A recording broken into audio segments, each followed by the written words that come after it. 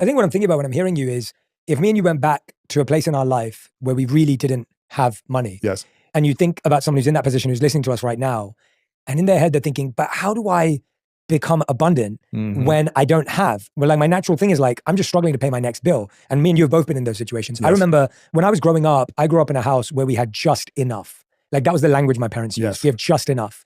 And my parents would often argue about money.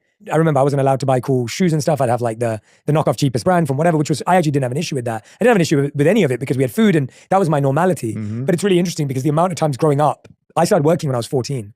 And I think that gave me a really interesting sense of how hard it was to make money. Because I started working at 14, I used to get paid £2 per street that I delivered newspapers on. So imagine there's 100 houses. It's going to take me like... Not per house. No. Per street. Per street. Oh my gosh. So I did 5 streets. And so I get £10 at the end of the week if I did 5 streets. And each street would take me at least an hour, maybe, I don't know, something like that. And so I'd walk around, I'd pull this thing and I'd deliver it.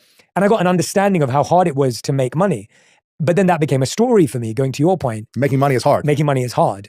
And that there's only a certain amount of money you're allowed to make at this level. Like you're a 14-year-old. Yes. Then I worked in retail. I stacked shelves at a grocery store. I worked at a store called Morrison's, which is like working at Walmart. And there I remember I got paid like £5 an hour. And then you get like time and a half if you work the weekends and the evenings.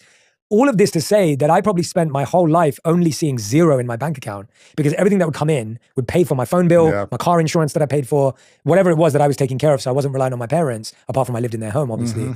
But I always felt like money came in, money went out. And my story around money was people who have money are doing something bad. So I lived in a home, whenever we went to a friend's home, and they had a nice home, my family would always say, oh yeah, but they do dodgy stuff to make money. All the language around money was people with money are doing bad stuff. So in my head, it was like, oh, if you have money, then you must be doing shady stuff because we don't have money and we're not doing any shady stuff. You must be hurting people to make money. Correct. In some way, exploiting. Taking advantage of. Taking advantage, whatever.